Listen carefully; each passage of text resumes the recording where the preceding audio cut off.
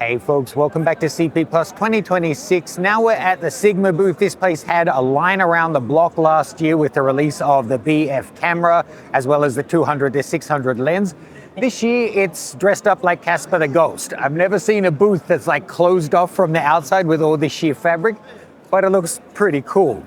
That's not the biggest new thing for Sigma this year, however. They've just announced this guy. 85-1.2, also a new 35 art, and a new contemporary 15mm lens. We actually had some hands-on time with the 35 lens. I'm going to talk to you about that in a second. I think it's an incredibly important lens. But the 85 is the big news. This is effectively now their trilogy of F1.2 primes complete. 85, 50, and 35, on top of their 1.4 options. That's great news. The biggest news, though, they've decided to start growing rice. Yeah, let's dig into it.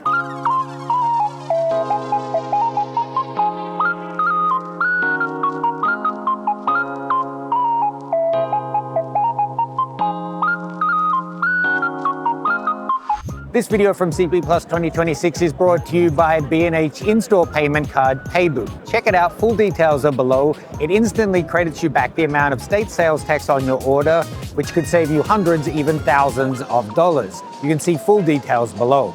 So look, the 35 Art Mark II for mirrorless recently came out. We did have hands-on time with it, but it was only in L mount, so we have some sample video footage I can share with you, but I haven't shot any stills with it yet.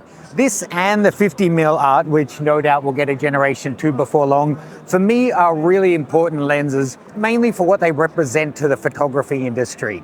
It was something like 15 years ago when the original art lenses for DSLR came out. Coincidentally, or not coincidentally, it was the start of a new campaign and direction for Sigma, and it was the year that the CEO, Yamaki-san, took over.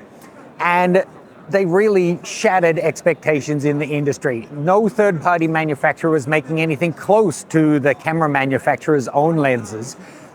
And these came in and they were just noticeably better than what Canon and Nikon were making at the time.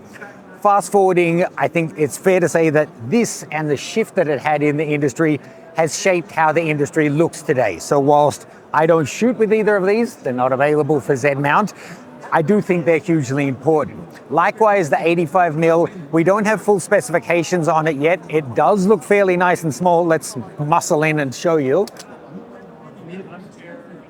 So I can't touch it, but I can tell you it looks like it's about the size of an 85 1.4 from other manufacturers. Looks like an 82mm front filter thread, could be a 77. It's an 82.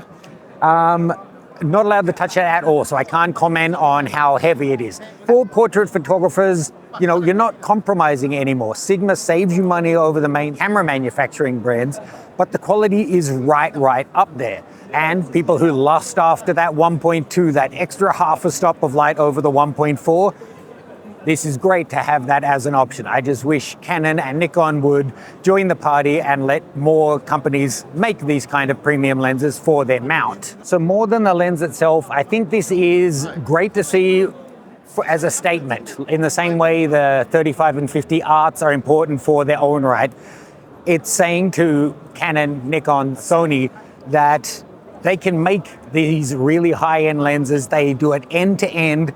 All of their manufacturing's done in Aizu. They pretty much make everything in the whole process.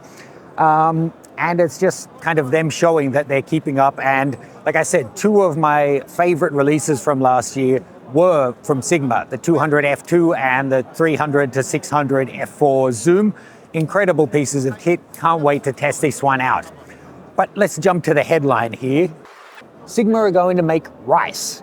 Now, at first I thought, what? But it's such a Japanese move, right? There are rice shortages in Japan. Aizu, where their manufacturing's from and they have close ties to, is a rural area. It's at the foot of some mountain that's meant to have beautiful water and all of those legends that happen with all kind of prefectural cuisines in Japan. They're planning to grow, harvest, cultivate the whole process, and then refine the rice to serve to themselves in their own staff cafeterias. So I guess in a roundabout way, that helps with the rice shortage because they're not buying rice that other people in Japan could be consuming. They're creating their own.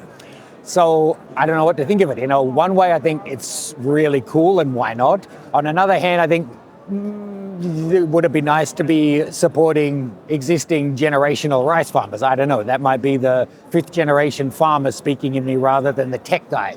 Let's take a little bit of a walk around the booth, see what else they have on show, and see if we can speak to someone about the new 85. It was great to speak with Sigma's marketing rep again. Unfortunately, this time I had to do it via a translator, and in the end, I think it's easier that I just voice over this section for you. Essentially, he explained that whilst the 85 1.4 has really high resolution and it's super sharp, it's not as forgiving, whereas the 1.2 we should expect to have just as high image quality, just as high resolution, but I think what he was getting at was a softer, more beautiful fall off. And that's not necessarily about, softness of the sharp areas, just about the transition and gradation. Even at a slightly stopped down aperture compared to the 1.4, we should expect that. Now, this is pretty much the case with most manufacturers. Keep in mind, 1.2 versus 1.4 isn't simply an extra half stop of light. They tend to throw their best glass, best coatings, best focus motors into these and make them flagship halo products.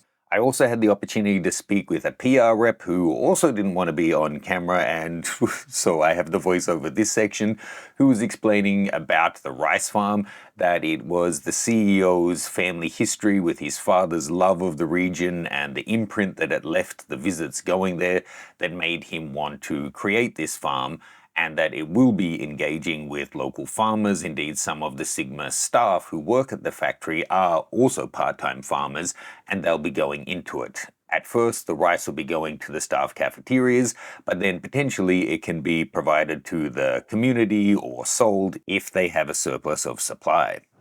So this year's booth, no surprise, it is quite a lot smaller than last year. The library is about half or a third of the size, and I'd say the overall booth is probably about half the size as well. The highlight of the booth for me, other than the lenses, I think is that cool background they have made from the leftovers from making aperture blades. That's really cool. I'd love to get a bunch of them to hang in my house as a sculpture too.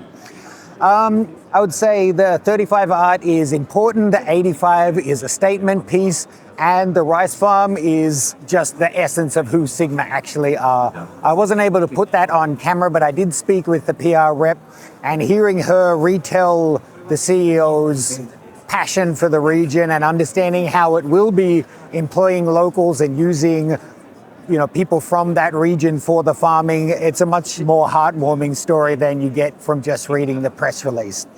So I'll be looking forward to seeing the full details on the 85-1.2 when it's actually live.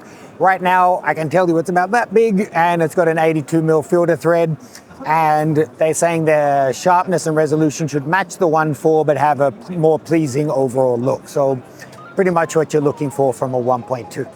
I'm losing my voice, so it must be about that time.